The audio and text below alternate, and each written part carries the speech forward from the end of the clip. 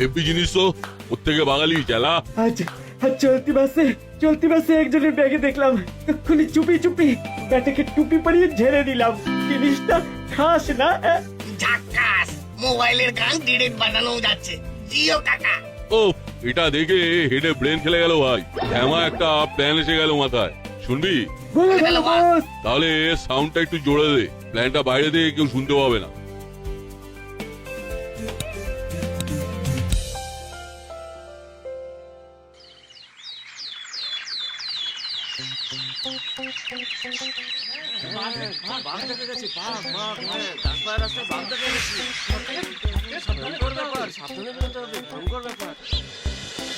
এই সেরেছে, এটা আবার নতুন কি বিপদ হলো বলতো?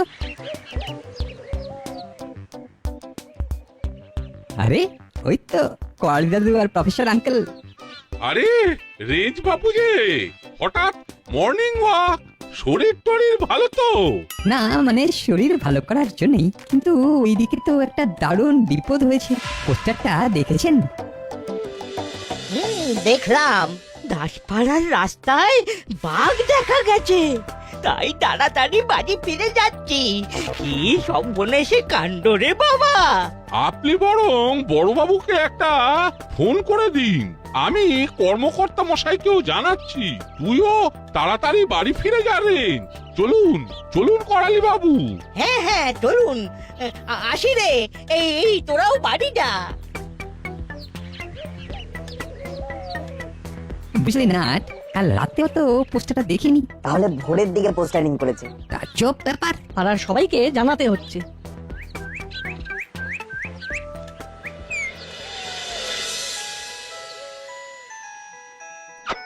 হ্যাঁ বলুন। সে কি বাপ, এদিকে আজ যে ব্যাংকে আমার কিছু কাজ ছিল, না বেরোতে পারলে তো মুশকিল। আচ্ছা দেখছি। হলো এই হলো, কোথায় রে বাটালি? এই বাটালি! কি হলো মাসি, বাড়িতে কি ডাকাত পড়েছে? ডাকাত না বাঘ? কোথায় থাকিস তোরা সব সময়? যা বাবা, স্কুলে যাব, রেডি হচ্ছিলাম তো। খেতে দাও। না আর স্কুলে গিয়ে কাজ নেই। ইনফ্যাক্ট কয়েকদিন হয়তো আমরা কেউই বাইরে বেরোতে পারবো না।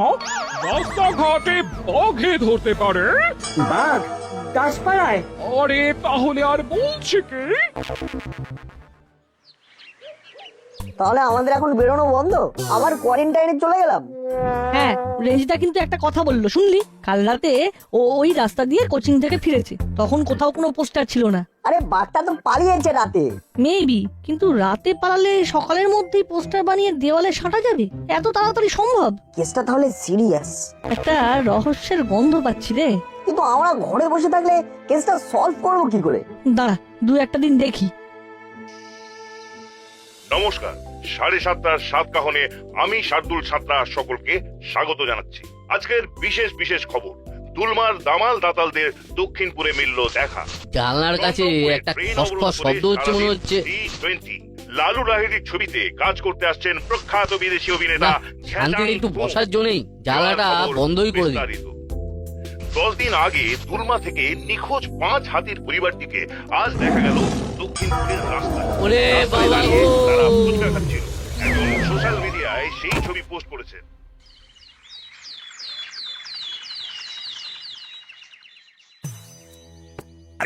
আরে ও কর্মকর্তা বাবু, উঠুন। আরো একটু জলে ছিটিয়ে দে তো নাট। হ্যাঁ, জল মানেই জীবন। ওরে বলুন কাকু, কাকু। এ তো দেখছি মশা মারতে কামান দাগা। বললাম জলের ছিটে দিতে, একেবারে জল কামান চালিয়ে দিল। কি হয়েছিল কিছু মনে পড়ছে? বাঘ বাঘ বাঘ!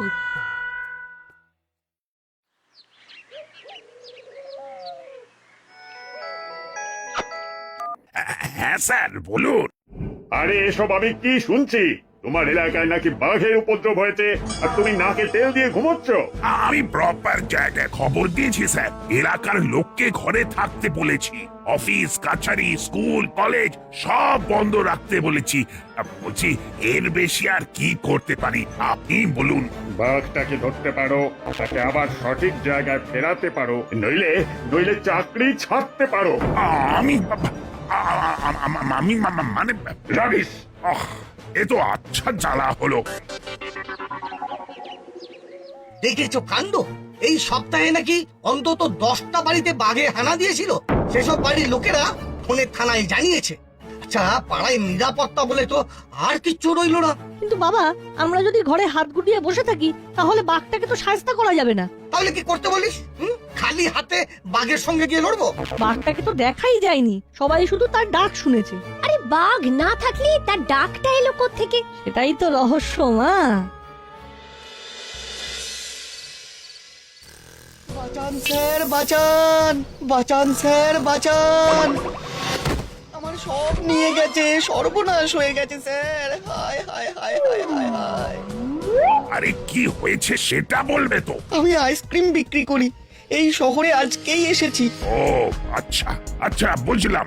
কমপ্লেনটা কি? এই ঘন্টাখানেক আগে পার্কের রাস্তায় আইসক্রিম গাড়ি ঠেলে নিয়ে যাচ্ছি, হঠাৎ মনে হলো রাস্তার পাশের গাছগুলো নড়ছে।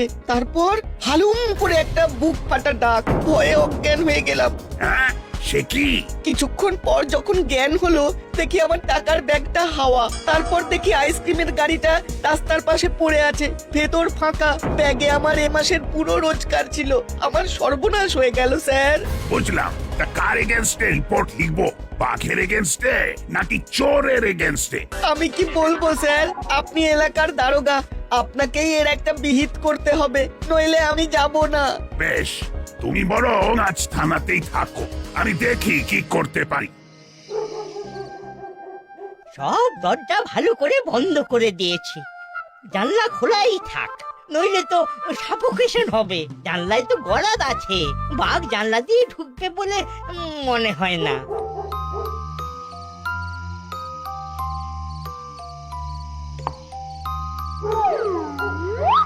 এবার পুরোকে চাপে রেখে চমকে দিতে হবে।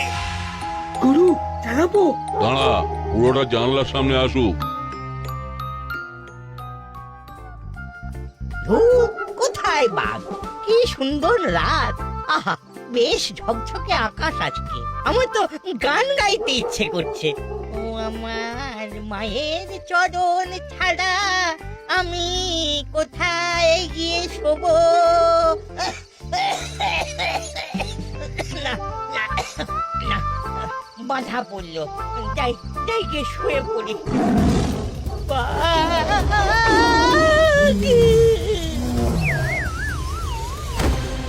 চল, এবার শুভ কাজটা সেরে ফেলি। ওই শাবলটা দিয়ে চাঁড় দিয়ে দরজার একটা পাল্লা দরজার ফ্রেম থেকে আলাদা করে ফেলতে হবে।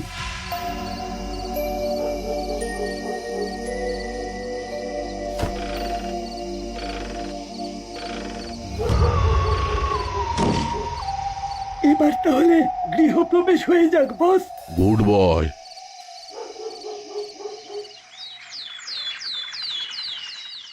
হ্যাঁ বল। আরে কি আর বলবো, কাল বাঘ এসে করালি দাদুর বাড়ি লুট করে নিয়ে গেছে, আবার ফ্রিজ খুলে পুডিংও খেয়ে গেছে। আর দাদুর কিছু হয়নি তো? টাচও করেনি, জাস্ট আলমারি ভেঙে টাকা নিয়েছে, আর দেওয়াল ঘড়ি, দাদুর হাত ঘড়ি, ফোন, টিভি, রান্নাঘরের দামি পোর্সেলিনের বাসন কোসন সব নিয়ে গেছে। তাহলে তো বেশ মডার্ন আর শিক্ষিত বাঘ বলতে হবে। তুই কি করে জানলি? করালি দাদু তো সকাল থেকে এসে থানায় বসে আছেন, বড়বাবু ফোন করে ডাকলেন। ওয়েট, আমি আসি।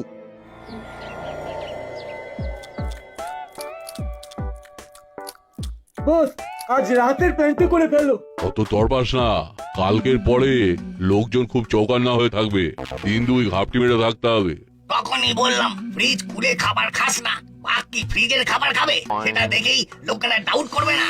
সে তো বাঘ কাচের বাসনেও খাবে না, ঘড়িও পড়বে না। তাহলে বেশি বকছিস আজকাল। নিজেদের মধ্যে ঝুট ঝামেলা করিস না। আর সন্ধ্যাবেলায় প্রফেসরের বাড়ির দিকটা ভালো করে দেখে দেখে আসবি। তারপর কাল বা পরশু, বুঝলি? ওকে বস, ঠিক আছে। এই দেখুন স্যার, এই দরজাটার গায়ে আঁচড়ের দাগ বলে যেটা মনে হচ্ছে সেটা আসলে সাবুরের দাগ। কিন্তু বাঘ এত কিছু করবে কি করে? সে বড় জোর মাথা দিয়ে দরজায় জোরে ঢু দিতে পারে। আমারও তো সেই একই প্রশ্ন। তার মানে এটা বাঘের কাজ নয়। কিন্তু কিন্তু আমি তো পরিষ্কার বাঘের ডাক শুনেছি। কিন্তু মেসমশাই, বাঘ এলে তো আপনাকে খেত, আপনার ফ্রিজ খুলে পুডিং খেত না। সেদিন আইসক্রিমও খেত না, টাকা পয়সা নিয়েও পালাতো না। বাবা, তার মানে কেস জন্ডিস। একদম। নাট, রেঞ্জদার কথাটা তোর মনে আছে? পোস্টারটা দেখেই ও কি বলেছিল? বললো যে আগের দিন রাতেও ওই পথ দিয়ে গেছে, তখন কোনো পোস্টার দেখেনি। একদম। তার মানে দাঁড়াচ্ছে যে বাঘটা যে রাতে পালিয়েছে সেই রাতেই কেউ দেওয়ালে পোস্টার সেঁটেছে। হ্যাঁ, এটা তো ইম্পসিবল ব্যাপার। বাঘটা যে নেই সেটা বুঝতেও তো তাদের সময় দিতে হবে। আচ্ছা, উপযুক্ত দপ্তরে গিয়ে ব্যাপারটা জিজ্ঞেস করে নিলে ভালো হয় না? সেটাই তো উচিত ছিল। বড়বাবু কেন যে প্রথমে প্রপার জায়গায় ফোন করলেন না? চল তাহলে থানায় গিয়ে বলি।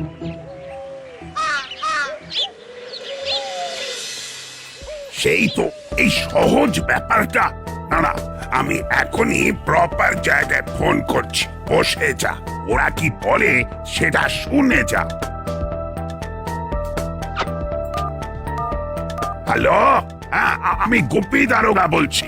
আচ্ছা, আপনাদের ওখান থেকে যে বাঘটা পালিয়েছে তাকে কেমন দেখতে বলুন তো? সে কি কোনো বাঘ পালায়নি? তাহলে শহর জুড়ে তোলপাড় হচ্ছে, আপনারা একবার থানায় জানালেন না যে খবরটা ফলস, রাবিশ। বুঝতে পারছি কেসটা জটিল, কেউ বাঘের খবর রটিয়ে সেটার ফায়দা তুলছে। তাহলে তাহলে কি করা যায়? আপাতত এই হাফ কারফিউটা তুলে নিন, সকলে আবার রাস্তাঘাটে বেরো, আমরাও স্কুলে যাই, তারপর আমরা দেখছি কি করা যায়। আজ রাত থেকে আমরা এলাকার পাহারায় থাকবো, চিন্তা করবে না। দু একদিনের মধ্যেই বাঘ মামা, চোর মামা, হ্যাঁ চোর মামা ধরা পড়বেই। তবে রাতে তোদের দুজনের একা একা পাহারা দেওয়াটা একটু রিস্কি। সঙ্গে হুলো, বাটালি আর রেঞ্জকেও নিয়ে নিস।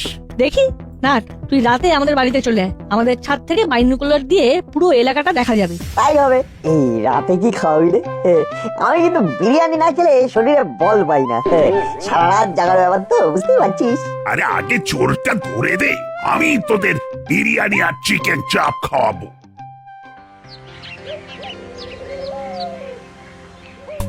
তা তোরা বলছিস যে তোরা রাতে ছাদে বসে ওয়াচ করবি? কিন্তু ছাদে রাতে থাকা কি সেফ হবে? ছাদে থাকাই তো বেশি সেফ মা, কারণ বাঘ এলে তো আগে নিচে আসবে, সে তো গাছ বেয়ে ছাদে উঠতে পারবে না। কিন্তু বাঘ না হয়ে সে যদি ডাকাত হয়, তাহলে ওপর থেকেই আমরা তাকে ক্যাচ করে ফেলবো। চিন্তা আঙ্কেল। আমার কিন্তু বেশ ভয় ভয় করছে। ভয়ের কিচ্ছু নেই, চল নাট, আমরা গিয়ে প্রফেসর কাকুর কাছ থেকে ওর বাইনোকুলারটা নিয়ে আসি। চল।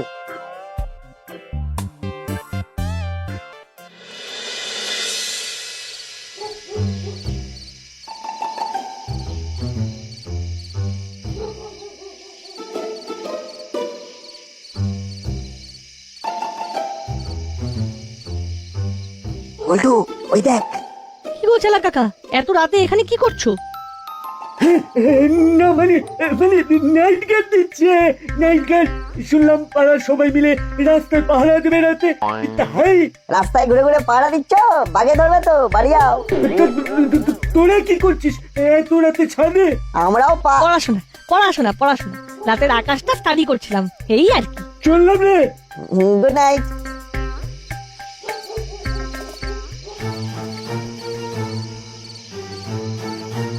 ওই দেখ বল্টু। আরে কাকাতুয়ার হাতে ওটা কি? দেখি দেখি।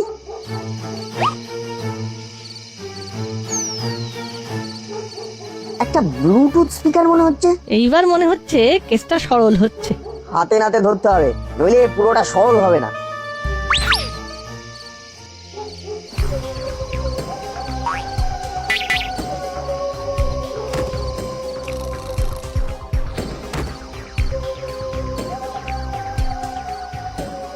পুরোটা কোন ঘরে শোয়?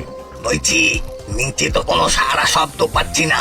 কান খাড়া করে শোনো ওস্তাদ, কেউ নাক ডাকছে বলে মনে হয়। চেলা, তুই পাইপ পেয়ে উপরে উঠে গিয়ে স্পিকারটা সেট করে দিয়া, আমরা এখানে আছি। এই সেরেছে, এত অন্ধকার, এলাচ শিশির পড়ছে, পাইপে উঠতে হবে, আর ধরকালি কেস সুটকেস হয়ে যাবে যে। তোর ডিম এত ভয় পেলে ক্রিমিনাল হওয়া যায়? তুই ছাড়, আমি উঠছি।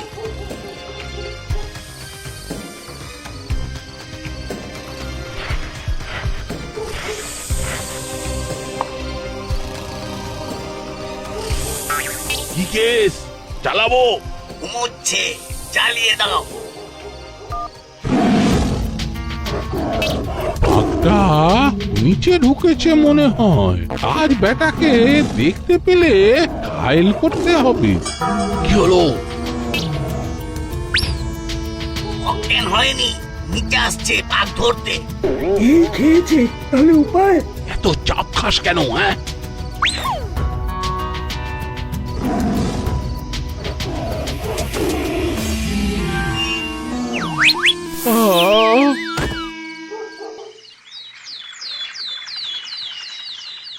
না না, এটা স্রেফ ডাকাতি, কোনো বাঘ টাগ নেই।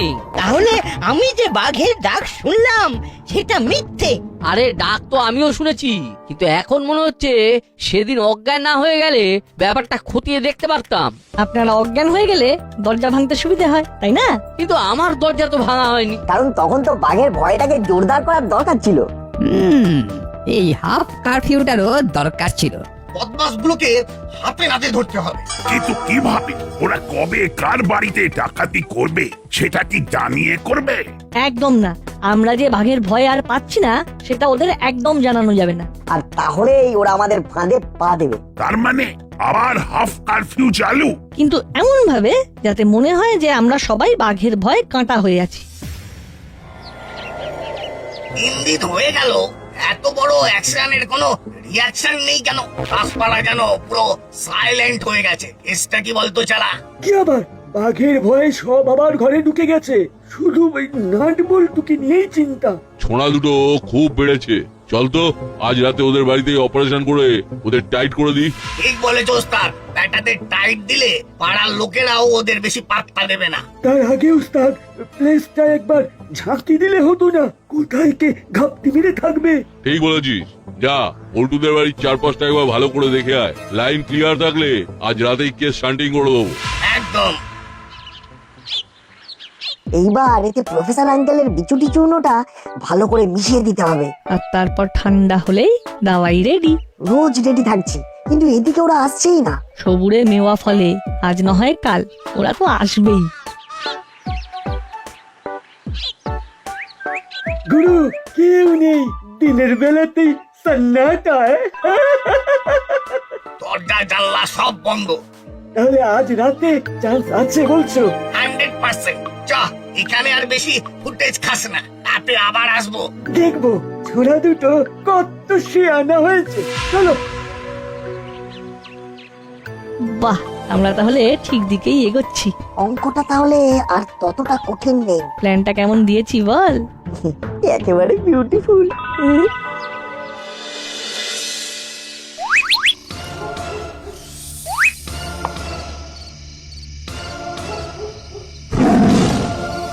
সর্বনাশ! বাঘ! বাঘ! চুপ করে শুয়ে থাকো, ছেলেরা আছে। Our time starts now. আরে ওরে বাপরে, এ সারা গায়ে চুল করছে রে। ওরে বাবা, ওরে বাবা। মাগো, চুল করছে, চুল করছে, ওরে বাবা রে, চুলকে পড়ে গেলাম গো। বাবা, হাত পা খুলে গেল যে। ওরে বাবা।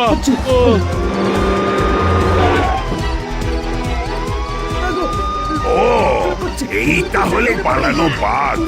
এরে প্যান্টটা ধরেছিলি তো। চল এবার চুলকোতে না কাপে ঢুকে পড়বি। আমি মলম লাগিয়ে দেব আর সব ব্যথা সেরে যাবে। থ্যাংক ইউ নাট বল্টু। তোদের বুদ্ধি চোরেই বাঘটা ধরা পড়লো। এক্ষুনি এসপি সাহেবকে জানাতে হচ্ছে। আর তোদের বিরিয়ানি আর চিকেন চাপ পাওনা রইল। কাল সন্ধেবেলা থানায় এসে খেয়ে যাস। আপনাকেও থ্যাংক ইউ আমাদের সব রকম সাহায্য করার জন্য। তবে স্যার রেঞ্জদারও কিন্তু কন্ট্রিবিউশন আছে। ওই কিন্তু আমাদের মনে সন্দেহ জাগিয়ে দেয় এই বলে যে আগের দিন রাতে ওই রাস্তায় কোনো পোস্টারও দেখেনি। তখনই আমাদের সন্দেহ হয়েছিল বাকি আদৌ পালিয়েছে। আর যখন শুনলাম কটালি দাদুর ফ্রিজ খুলে বাঘ পুডিং খেয়ে গেছে, সেদিনই বুঝে গেলাম যে এটা আর 4 পেয়ে নয় 2 পেয়ের কাজ। হ্যাঁ। ও মা গো, আমি আর পুডিং খাবো না। ওরে বাবা, তাহলে কাল রেঞ্জকেও নিয়ে আসিস, বিরিয়ানির সঙ্গে স্পেশাল পুডিং অর্ডার দিয়ে দেব। Thank you sir.